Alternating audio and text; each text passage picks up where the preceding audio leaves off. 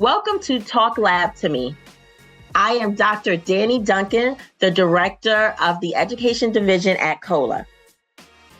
For those who are passionate about laboratory science and interested in staying up to date with the latest accreditation news and industry insights, Talk Lab to Me is an engaging discourse podcast hosted by COLA, a leading physician-directed accrediting organization that provides education and accreditation services to laboratories of all sizes.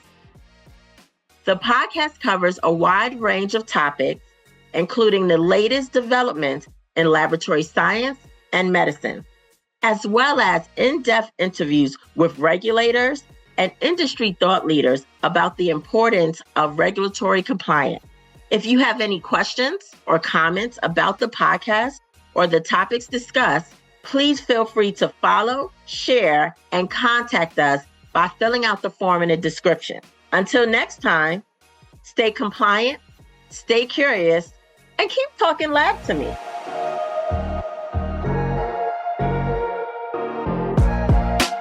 December marks AIDS Awareness Month, which culminates with World AIDS Day on December 1st. This day is dedicated to raising awareness, commemorating those who have passed away, and demonstrating support for those who are living with HIV. During this season of giving, we are excited to release an additional on-location episode featuring our very own Dr. Donna Sweet. She's a key figure in the development of groundbreaking HIV-focused educational content and has helped shape the public policy to benefit HIV care providers.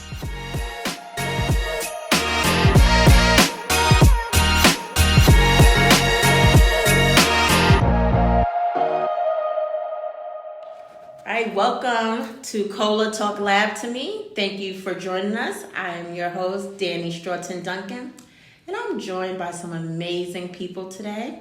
I'm going to start off with introducing someone I consider a mentor to me, a wonderful CEO. Let's welcome Nancy Stratton. Thank you, Danny. I appreciate that so much. And it is very much my honor to introduce our guest today, a woman I have very much admiration for. She is just the pillar of medicine that women need to look for when they're thinking about a career as a physician. Dr. Donna Sweet is with us today. She's a professor of internal medicine at the University of Kansas School of Medicine, Wichita. Dr. Sweet is a delegate to the American Medical Association and a member of the leadership for the American College of Physicians as a master and past president of the Board of Regents. In 2015, Dr. Sweet was awarded an honorary doctorate from Wichita State University in recognition of her 35 years of service to patients with AIDS, HIV, as well as her contributions to healthcare as a clinical educator. She is certified as an HIV specialist by the American Academy of HIV Medicine, of which she is a past board chair. In addition to her longtime participation on the COLA board, a laboratory accrediting 501c3 entity, she is a chair of the National Harbor Path Board, an organization that assists patients in accessing HIV, hepatitis, and cancer treatment medication, as well as some other chronic medications. She is a member of the National HIV MA Board and is a longtime member of the Health HIV Board. Dr. Sweet was recently appointed to the Kansas Board of the Healing Arts. It is truly our honor and privilege to have you join us today, Dr. Sweet. Thank you for the invitation. I'm looking forward to the discussion. Well, let's talk lab. Dr. Sweet, how do you view the role of laboratory in the outcomes of patients living with HIV? It's critical. It's the way we do the medicine. If you look at the timeline of HIV, I started in '83 with my first patient. There was no test for it. We didn't really at that point know what caused it or how it was spread. And the hysteria and stigma was awful. A patient came home to Wichita, Kansas, who'd lived there before but was in the East Coast and came back with Kaposi sarcoma, which meant he was very visible. he wasn't treated well, and he was trying to find health care, and he asked around about who was the AIDS doctor. There wasn't one, but I figured I had read a lot and had studied it a lot. I could do it as well as anybody else, so I started taking care of it in '83, and it was a devastating picture then, because people who did show up had AIDS already. They had pneumocystis or cryptococcus or Kaposi sarcoma, illnesses that said their immune system was shot. So we started doing advocacy at that point, trying to get people to understand what it was and wasn't, but it was difficult because there was so much fear. Then the laboratory came forward March of '85. We got the first test so that we could actually see if somebody was infected before they had a devastated immune system. So it was a game changer, both in treatment as well as the blood supply, because it's spread by blood, and they started testing the blood immediately. So blood became quite safe again. Dr. Sweet, as a member of the baby boomer generation, I distinctly remember healthcare around 1985, and I cannot imagine what it would have been like for you, a female physician in a rural area, wanting to take care of patients with this disease, this unknown disease. Can you elaborate a little bit on that for us, please? Well, sure. It's why I went into medicine. It was a way of helping people, treating people that nobody else would. So it was a challenge because there was so much unknown, and there was fear and stigma. And I lost a few of my conventional non-HIV infected patients because they didn't want to be in the same waiting room. But that was okay. We could take care of them elsewhere. So it was a devastating problem, and it was a life-taking disease back then. The average survival once somebody had an AIDS diagnosis was 6 months. So we used a lot of hospice and palliative care and ways of trying to help family and others understand. And the stigma made it very, very difficult because there was so much stigma and ostracizing of the patient, the person who needed the help the most. We became known as a hugging clinic because what most of these patients missed was human contact or touch. So it's not unusual still for hugs to go around in our clinic. Well, since your clinic became known as the hugging clinic and that need was that human touch, how did that impact you as a physician that was the need of those patients? Well, I thought it was pretty easy to do. So with all the stigma that went along with HIV at that time, do you feel that's had an impact on the advancement of treatment for patients living with HIV? I think it's been a restrictive component at times, more so in the old days than the new days. If you move past 1985, we got AZT was developed and licensed in 1987. That was the first drug. It was toxic. It made people probably sicker than they should have been because we didn't dose it very well. But we figured that out. Then we got a couple of more, 1990, 91, DDI and D4T, which were very toxic. They didn't last long. And it was not until the mid-90s when David Ho, the Time Man of the Year, came up with cocktail therapy. That became the buzzword. Cocktail therapy worked in terms of helping people live longer, but they were taking 20 and 30 pills and capsules a day, and they had food requirements. They could do nothing but monitor their medicines most of the time. So it was later in the 90s, mid-90s, with the cocktail therapy that they started then looking at combinations. So now, in 2024, we have pills that are 3 drugs or 1 pill, no food restrictions, and that's it. We also, in the last year or so, have developed long-acting injectables so that people can get a shot every 2 months and be effectively controlled. What we don't have is a cure, and that's what disturbs many people. But the virus just seems to work against us, and we haven't figured out how to do vaccination. So as long as you take the medicines, they'll work, and people have now, they can live the same lifespan as a peer match control if they just take their medicines and take care of themselves. They're living into their 80s now. But that leads to other problems because medical care is expensive and many of them haven't been able to work for years. So trying to make sure we tell them to take their pills, but we need to make sure we have access to the pills for them. And speaking of access to care, in your career, you have made great strides in doing outreaches to those who do not have direct access to care. Please talk to us about some of those outreaches and really servicing rural and underserved populations, especially populations with patients living with HIV. Well, it's interesting because part of the reason I got known nationally was what we did for rural Kansas. I'm in south central Kansas, and Garden City is a hub for southwest Kansas, but it's about a 5-hour drive. Pittsburgh, Kansas is about a 3.5, 4-hour drive the other direction. And then we've got the whole northwest component of Kansas. So with the help of some pilots and some grants and some monies, we started doing outreach clinics where we put a provider, a phlebotomist, all the equipment, whatever we would need. And we flew out to Garden City, which is about an hour's short-term flight, or we flew to Pittsburgh, and we did care there because the providers didn't know enough about the disease to feel comfortable taking care of it. Plus, there was just no access. Once we started getting Ryan White funds and grant money where we could help pay for it, it was easier to get it done. So we still do outreach clinics in rural Kansas because they don't have the ability to get in a car that they don't have and drive that far.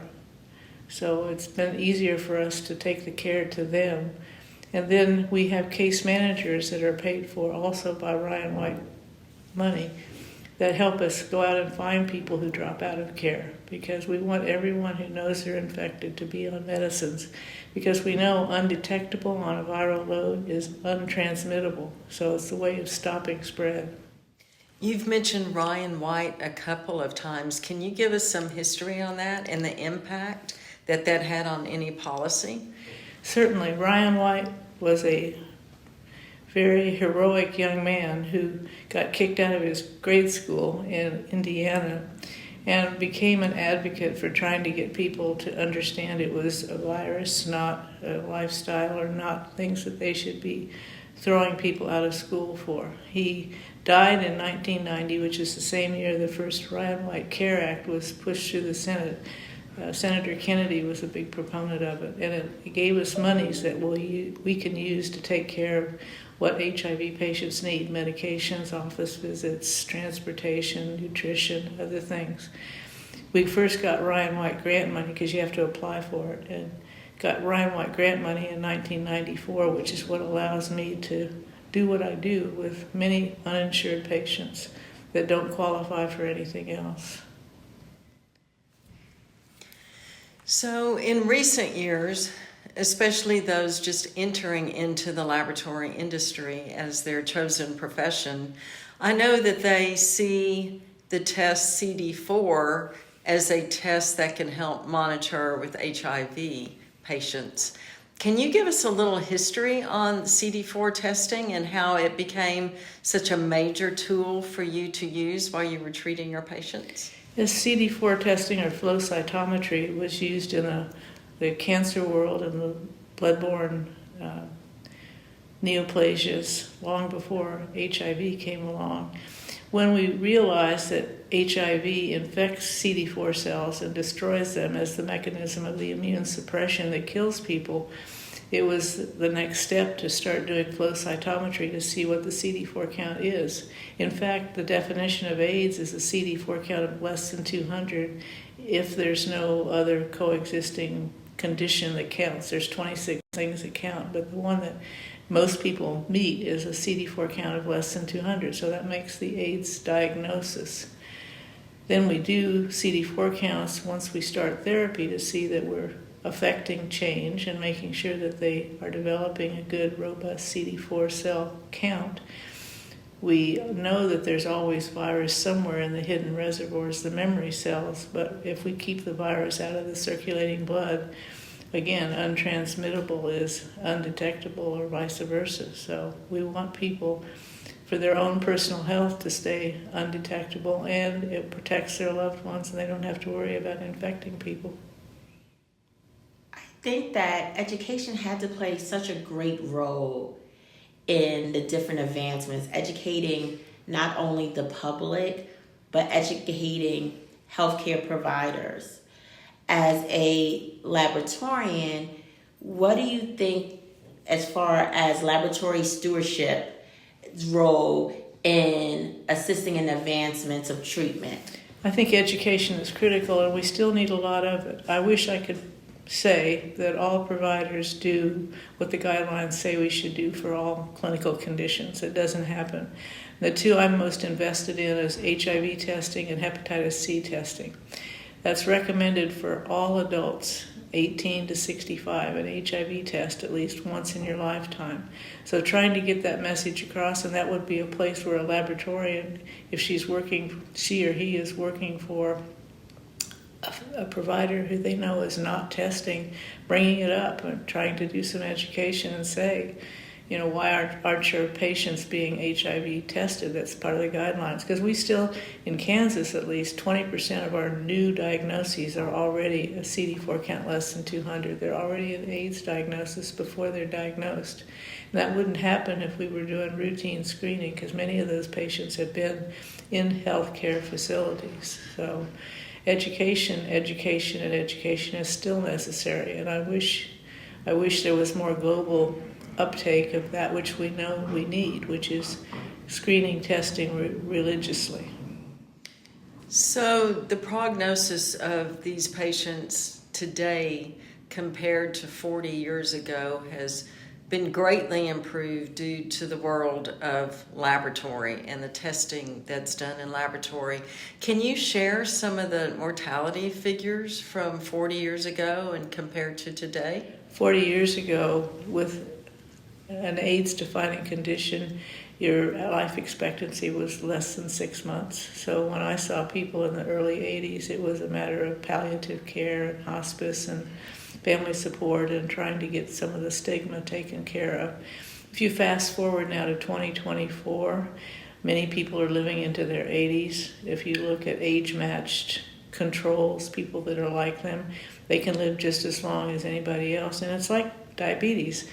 People who take care of their diabetes don't necessarily have to die early of diabetes, but they need to take care of it. Same with HIV. If you take care of it, you don't necessarily die of HIV-related complications. You die of something else, and that's certainly true. I'm glad I stayed a general internist as well as an HIV clinician, because my everyday clinic is filled with 60 and 70 and near 80-year-olds who have the same thing the general population has: diabetes, heart disease, hypertension, and substance abuse. So it's changed dramatically, and people who are HIV infected need to find out, because if they can get on medication before their CD4 count drops below 500, they have a lot of time to live, and they need to be able to take care of themselves. The hardest part anymore, from my perspective, is making sure I have the funds and the systems to take care of all people, those that don't have access to health care as well as those that do. That's exactly where I was going to go with it. If you had a wish list of any policy you can change to improve the outcomes of this particular population, what would it be? It would be equal access to health care for all Americans. So we happen to know that every year there is an annual event that is very near and dear to your heart. In fact, it's called the Sweet Affair. Mm-hmm. Can you describe what happens there and then what you do with the money that's raised? Yeah, the Sweet Affair supports the Sweet Emergency Fund, same namesake. I have a big backyard, big enough to put up a circus tent, and we do it once a year, and it's a live and silent auction as well as fair kinds of things, candy corn and hot dogs, hamburgers, various fair foods. And we take whatever money we make and put it into the Sweet Emergency Fund to do things for patients with HIV that I can't do otherwise. I don't have the cash, or we don't have grant allowances that will let us. So things like utility fees that nothing else will pay if they want to keep their electricity on. We have discretion to use it however we need it. So it's been supported by the community for 30 years, and we're looking forward to one at the end of this month.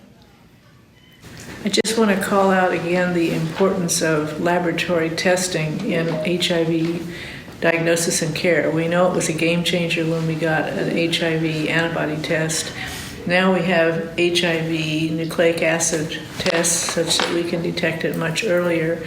And when we've got patients on medication, we routinely check not only their CD4 count to see the status of their immune system, but their viral load to see the efficacy of the medications. And if we can't get somebody to undetectable, then we do a genotype, do some resistance testing, and it will tell us what next medicine to go to. So from diagnosis with a test to following with CD4 counts and HIV RNA PCRs, we have dramatically changed the face of treatment in this population and how we monitor medicines and when we change. So laboratory medicine is critical to the everyday care of HIV patients across the world.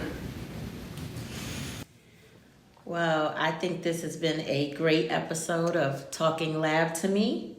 So I want to just thank Dr. Donna Sweet for joining us. Thank you. And my co-host Nancy Stratton. And I just want to leave off with, until next time, stay compliant, stay curious, and keep talking lab to me.